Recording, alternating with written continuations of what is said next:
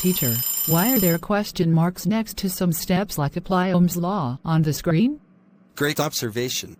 Those question marks mean we need to think. Do we know what Ohm's law is? Is this step suitable for solving our question about plant growth? It's how we start analyzing the IE's steps.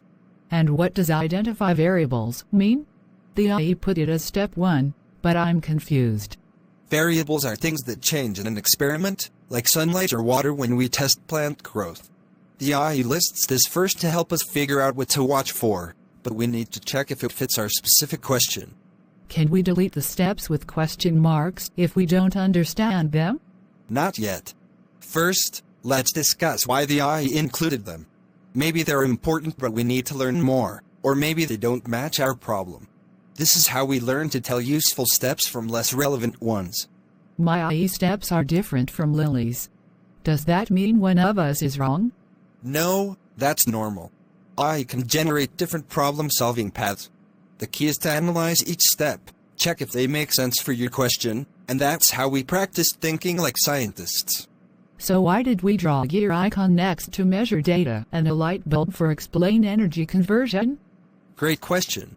The gear stands for procedural steps. They're hands-on actions you do, like measuring or calculating.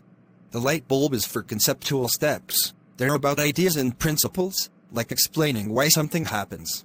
Our group's mind map has relate force to acceleration around Newton's laws. Is that a conceptual step? Exactly. It connects a key idea, how force and acceleration work, to the core principle, Newton's laws of motion. Conceptual steps always tie back to scientific principles, which is why we put them around the center. The whiteboard shows the core principle at the bottom.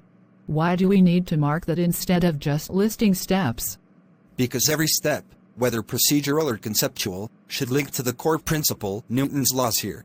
It helps us see how all the steps work together to explain the science behind our problem. Our group finished the classification, and you wrote 100% correct categorization.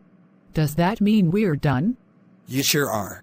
This shows you can tell the difference between hands-on steps and principle-based steps, and you found the core scientific principle.